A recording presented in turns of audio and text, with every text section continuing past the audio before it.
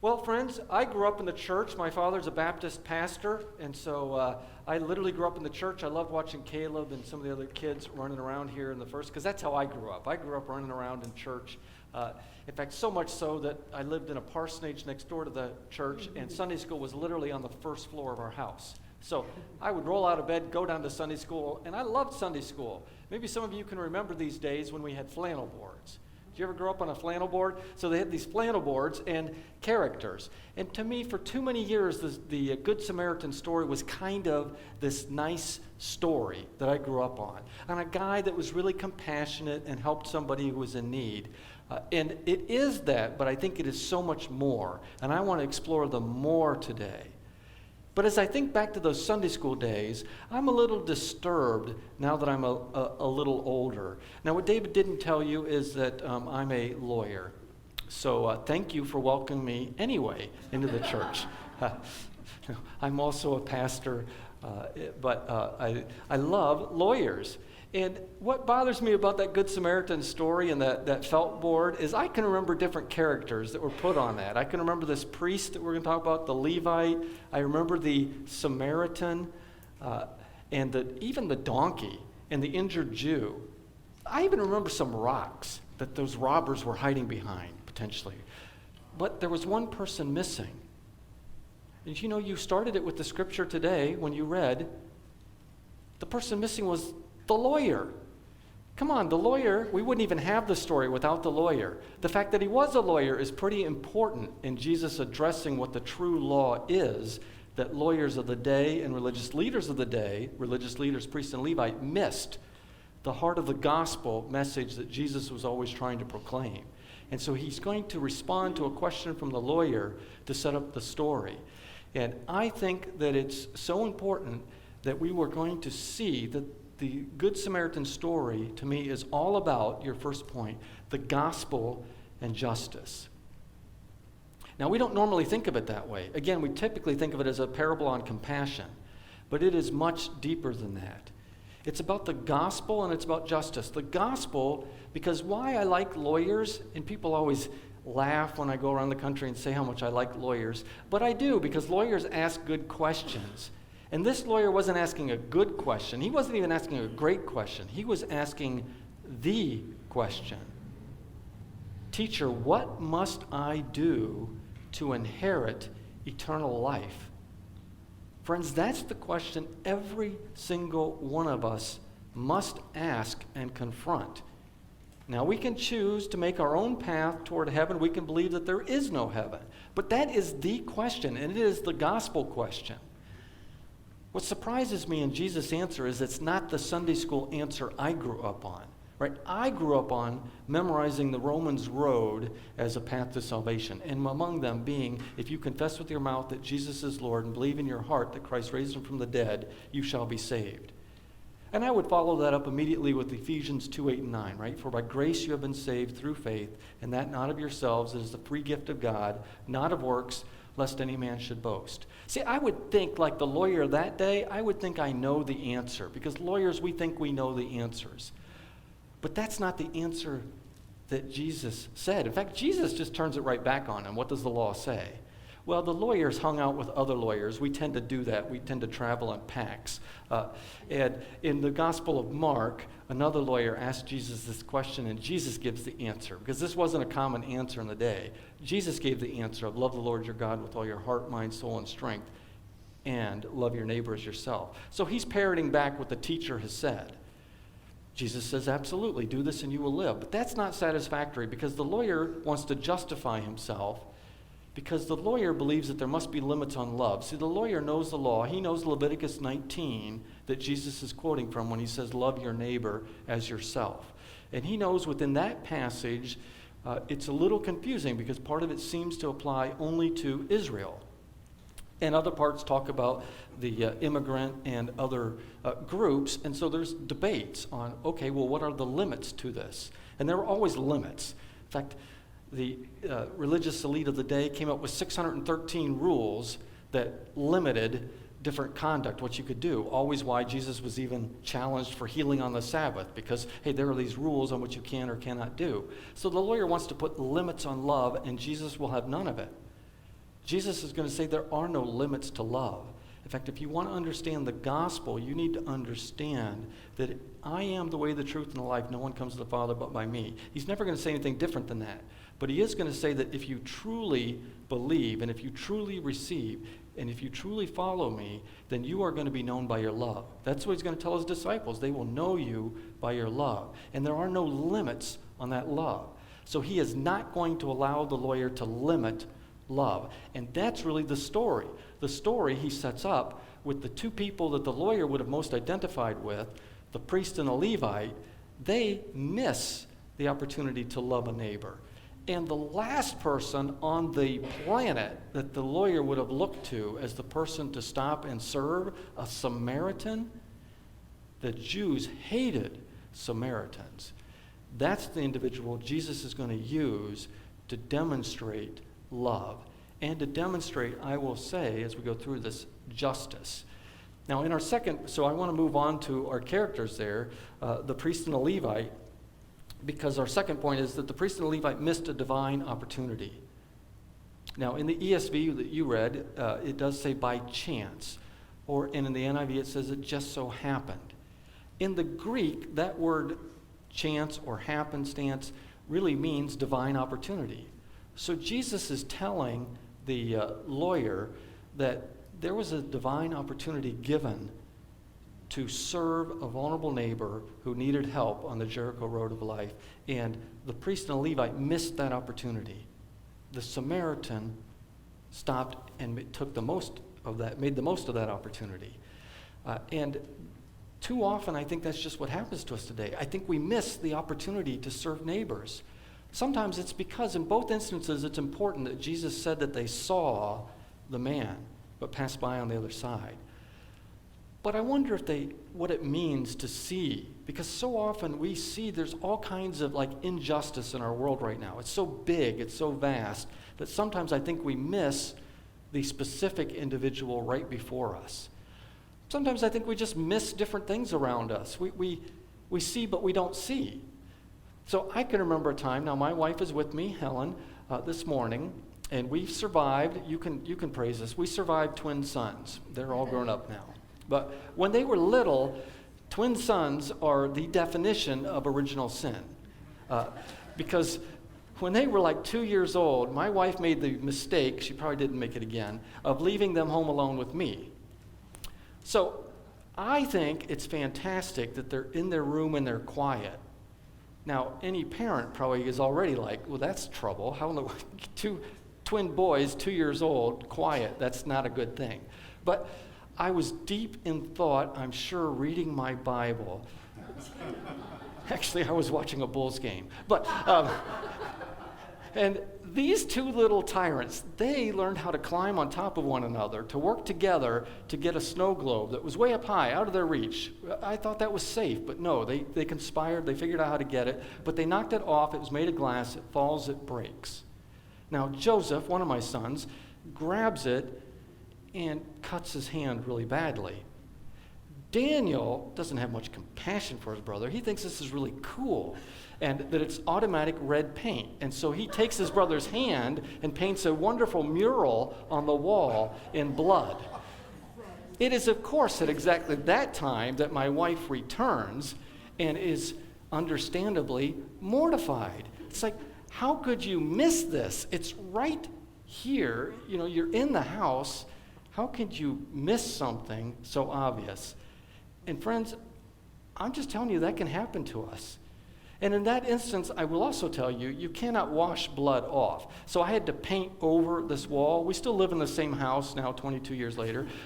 And if you come to my house today and you got one of those cool lights they have on TV that shows that, you are going to swear that somebody was murdered in my house. And I can assure you, I almost was. Now, I hope the lesson in that one, there was a great lesson for me to pay more attention, right, to my sons. And it is that. I think it was Jesus' point here. Don't miss an opportunity. Pay more attention to the things around you, because I'm going to give you the opportunity to serve. In our nation, You may not realize, I'm sure you see the news and you see injustice all the time, and our world is crying out for justice. But you may not realize that the average person in America, we don't have the right to a free attorney, like they say on TV. That's only if you're charged with a serious crime. If you're the victim of a crime, or if you're encountering all kinds of legal issues, you don't have the right to an attorney. And attorneys cost thousands and thousands and thousands of dollars, so much so that 1 in 3 Americans simply cannot afford the high cost of lawyers. And when that involves basic needs, in order to receive support, in order to get benefits, in order to cut through the myriad of tax or government regulations or all kinds of issues, your housing, your family, your job, and you have no place to go and you're left to fend for yourself, it's tragic. And it is why today in America we rank 110th out of 128 countries for providing affordable access to justice. We have just made justice a commodity for only those who can afford it, and everyone else has to suffer without it. And that is not right in the nation of the United States of America, and it is certainly not right in the kingdom of God, whose very pillars are justice and righteousness. And so we have such opportunity to not miss that opportunity that the priest and the Levite missed. You know, the priest, I think, may have just been busy. He may have just missed that opportunity. He was serving in the temple. He got off of his division. He's heading home, and he just wasn't thinking. He just didn't notice.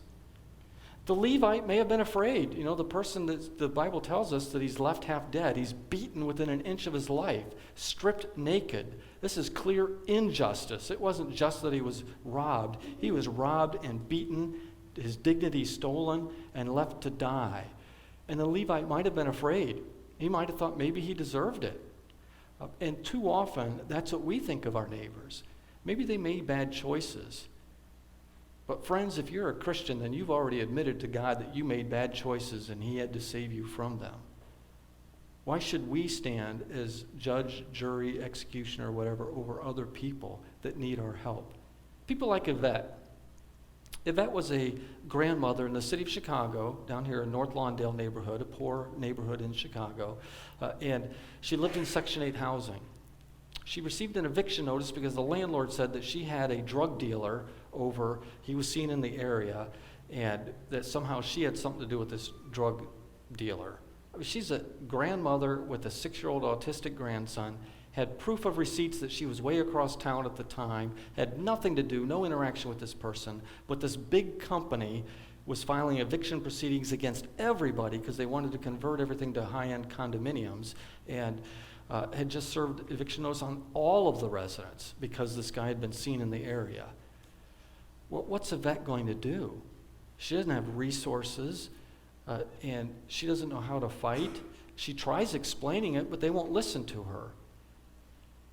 Fortunately, someone told her about a gospel justice center that was meeting at a church in North Lawndale. Now, that's what Administer Justice establishes gospel justice centers all across the country in churches, and this was one of our sites in North Lawndale. It's always a team of volunteers who meet once a month on a Saturday morning in the church, and so many people, including Yvette. Yvette walked into that church on Saturday morning. She never would have stepped foot inside that church on Sunday morning, but she walked in because she needed the help of a lawyer. And so she enters, and she's just amazed at the hospitality, how well people welcome her, how they invite her, how they help her with forms, how she gets to go over and meet with somebody who's explaining to her what she can expect for the day, that the lawyer's going to lay out a next steps plan, tell her exactly what she can do, can't do, and then that somebody else is going to walk alongside her and follow up with her. And so she's like, okay, this is great, this is wonderful, that's exactly what I need. She goes in and meets with the lawyer, and the lawyer, first thing the lawyer does is ask if they could pray with her. Well, friends, that is not most people's expectation of a lawyer. They don't actually think that lawyers care. They certainly don't think that lawyers even know how to pray or that they would pray. And when that compassion is demonstrated, it is the power of the Samaritan here in this story. It turns the world upside down, and it did for Yvette. Now she's really listening. She's hearing great words that this issue can be solved. Right? This is an issue that is tragic in America, where somebody in power seeks to abuse that power. And by the way, you can read your Old Testament, and this happens all the time. Even Israel would forget, and they would become the oppressors. But when somebody in power seeks to abuse that power, what you need is mishpat. That's the Hebrew word for justice. It means balancing of scales. You need someone like me to help balance those scales, to step in and power speak to power and say, no, you know this is wrong, I know this is wrong, this isn't happening. And when power speaks to power, suddenly other power backs down. We knew that that's what would happen, and it is what happened in this case, but she needed an advocate to do that, to just reach out and just speak that way. But just hearing that was lifted such a huge burden off of Yvette's shoulders. She went and met with someone we call a client advocate afterwards. Part of that person's role is just to make sure that they understood what the lawyer said. Sometimes we speak like we write, and if you've ever read a legal document, I don't care how smart you are, you wonder what in the world language is that written in. Because seriously, we go through 3 years of school just so we can learn how to write something that's illegible to anyone except another lawyer. It's great job security. But that's what, and so this client advocate makes sure that she understands, makes sure that she knows the next steps, what's going to happen, that a phone call is going to be placed on her behalf to the other company and their attorney, and finding out if she has other needs, other social needs. You know, does she need food? Does she need shelter? Finding out if she has spiritual needs. By that, just asking her, where do you see Jesus in this? Do you know Jesus? And Yvette's like, no. And over the course of the conversation, would you like to know Jesus? Yes.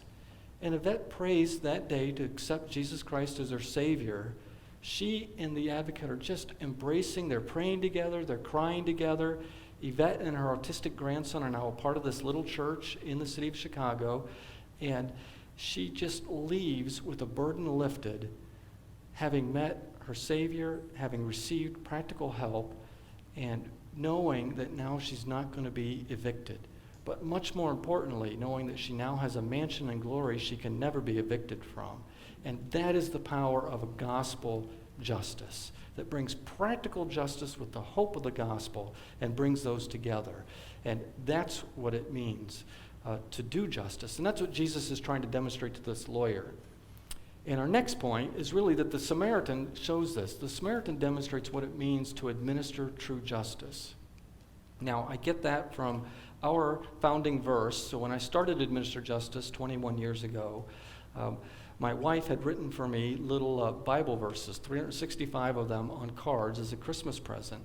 And as I was reading through these different verses on justice, recognizing for the first time, even as a preacher's kid, that justice was the second most prominent theme in the Bible, justice for the poor and vulnerable. And as I'm reading through these verses, I come across Zechariah 7:9. Not a book I read often, not the chapter verse, but it says this: "This is what the Lord Almighty said, administer true justice, show mercy and compassion to one another."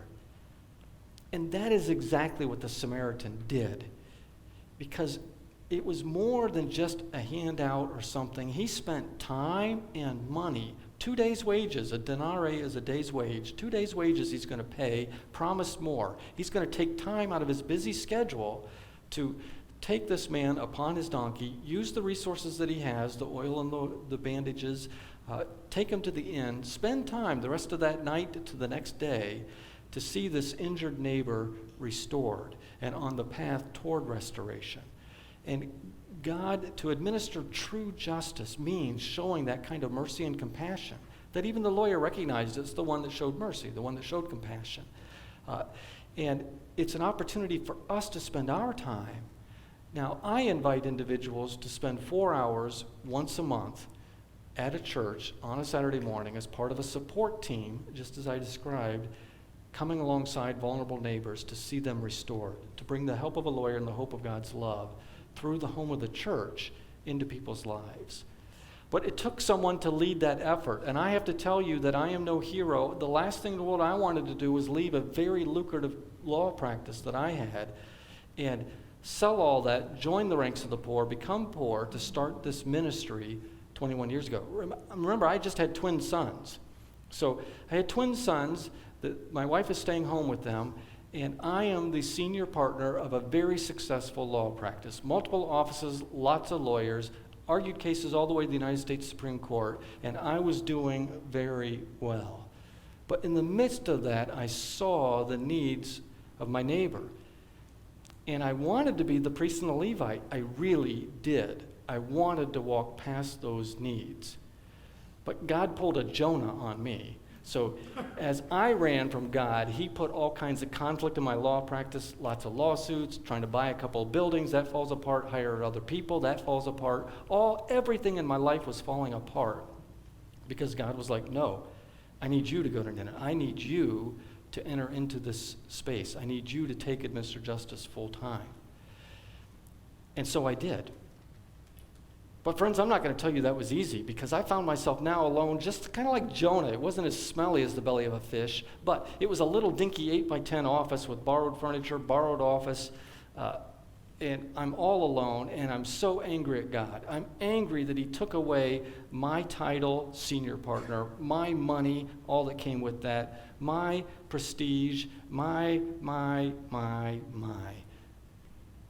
And I'm shaking my fist at God. Have you ever done this? He's big enough, you can do it. I shook my fist at God, so angry because I can't figure out how to print an envelope. I'm embarrassed to say, but I had people who printed envelopes for me. I didn't know how to print an envelope. And I'm shaking my fist at God, and I said, what am I doing here?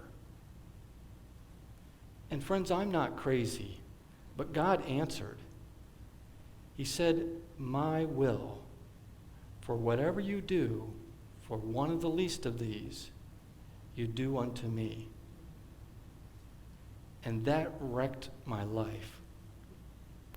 From that day, I recognized that life isn't about me. It's not about building my kingdom. It's about building God's kingdom. His kingdom is founded on justice and righteousness, and he was calling me to be a part of justice and righteousness. And everything he'd given me was his already. Who was I to think that it was mine to do with what I wanted? It was his, and he needed for me to serve others. And that's what he was inviting me to. And it brings us to our fourth point. You are not, friends, you are not saved to sit. You are saved to serve. Don't think that God wants you just to get comfortable inside a chair in this wonderful worship center. Because he doesn't. He wants you to be filled up with his Spirit, Pentecost, great day, filled with the Holy Spirit, to live on mission for him. He has a mission for you. He has a plan for you. And that plan is not about you. It's about how God will use you in the service of others, because he really has saved you to serve and to live on mission for him wherever you are, at your workplace, on the soccer field, when you're with family. And I think uniquely around justice issues, because God's heart beats for justice. It's part of his character. It's part of who he is. And he built that justice desire inside each and every one of us, that all of us from the earliest age know our hearts just beat for what is right and what is fair and what is good, because we are created in God's image. And so we are called to be people of justice who live for justice, who literally do justice, love mercy, and walk humbly with God where he leads. And we need to have the courage to go where he calls us to go. And I believe that God has placed you here in this area. You can draw a very small circle right around the church, and there are legal needs. There are people who need help, and we can help meet those needs. And I want to show you, as we do that, it's so much. Every volunteer who volunteers now with me across the country, and they gather on Saturday mornings and they're volunteering, they all say that they get so much more out of volunteering and in giving than they think that they're doing anything for someone. Because that's how God wired us. When we're truly living outside of ourselves and for others, you are blessed beyond measure. It can transform your life. And I want you to meet a friend of mine whose life was transformed. Her name is Dee. As she stepped out of her comfort zone and she began to serve and started a legal ministry. So here's Dee.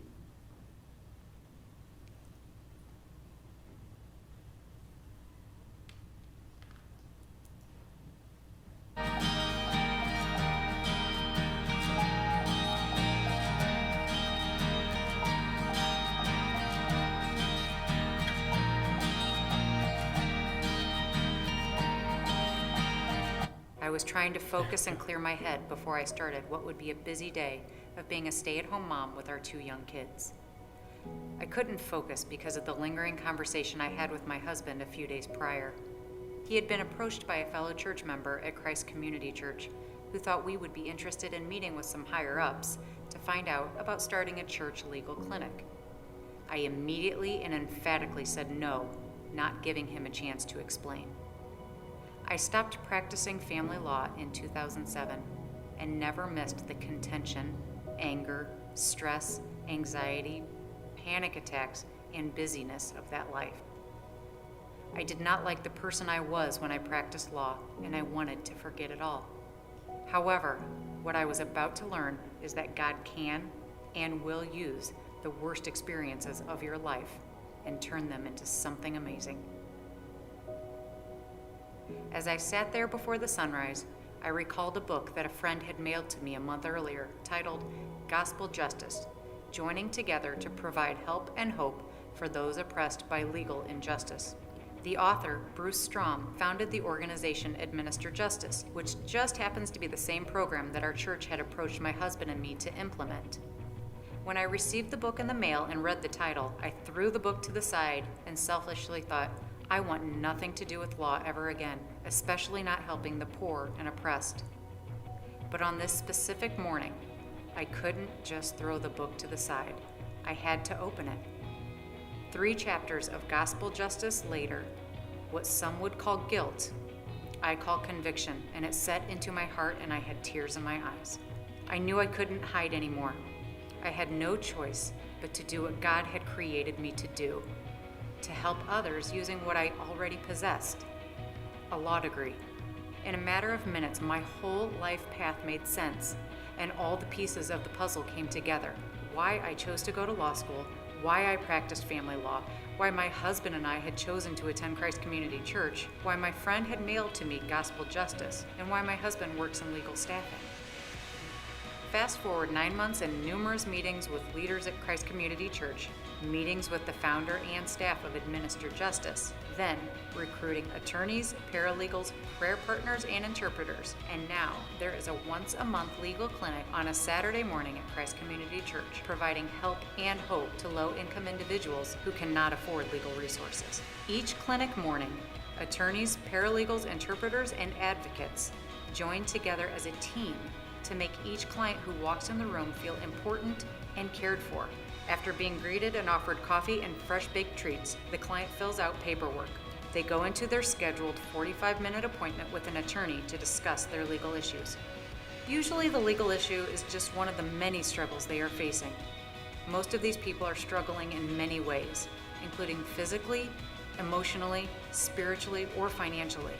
After meeting with an attorney, if the client so chooses, they meet with an advocate who first prays with them and then gives them any needed information about resources for food, clothing, churches, support groups, and more. Sometimes we can help them resolve their legal issue that day, but not always. Regardless, I know that we have made a difference by just listening, encouraging, and letting them know how important they are in this world. The process of starting this legal clinic has been amazing. It has softened my heart to the needs of so many people living right around us. It has given me hope that there is good in the legal system and that attorneys, including a former judge, from all areas of law can team up and selflessly work together to help a bigger cause. You see, Administer Justice doesn't give just free legal advice. We are trying to show love, compassion, and mercy to each individual client, which is shining the light of Jesus Christ in dark situations. Not to mention, the true gratefulness the clients express as they leave our clinic is such a refreshing change. In turn, I hope that the clients are having a change of heart too. I hope that they see that lawyers are human just like them, that there can be good in the legal system, that their voice can be heard, and most importantly, that there is a God who loves them and hasn't forgotten them.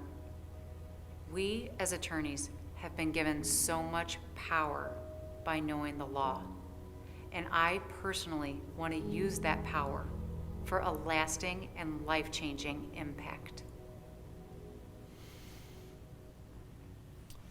Amen. I think we all want to be used by God to have a lasting and life-changing impact. And that's the invitation here at Village. Reuben, some of you may know, reached out to us and worked with Pastor David and others to see the opportunity of having a Gospel Justice Center here, one Saturday morning a month, 4 hours. And what we need is a team of volunteers.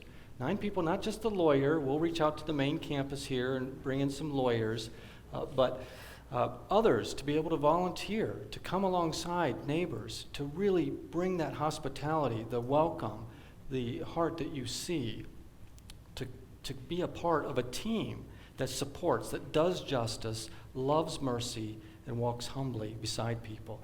As we do that, we truly reflect what gospel justice is all about. And our final point this morning, as I close this out, is that the heart of justice is the cross of Jesus. And to demonstrate that, I have a little graphic for you that just shows you that truly the heart of justice, the very heart of the word, the center of the word justice, you might see a letter T, but I don't. I see the cross of Jesus Christ. That is the heart of justice. That Jesus would love us so much that he would die for us and that he would save us. I mean, we don't deserve his grace, his mercy, his love, but he lavishes upon us so that we will be filled by his Spirit to live on mission for him in the loving service of others. And what a joy that is. If this is something that you would be excited about or that you would like to learn more about, how you can be a part of this ministry here at the church, then can you text Justice to that number? Or see Helen and I will just write down your name. We'll reach out to you afterwards. We would love to do that. If that's not for you at this space, God has a call for you. Don't miss it. I don't want you to leave today being a priest or a Levite. Don't do that. Don't miss the opportunity to serve a neighbor.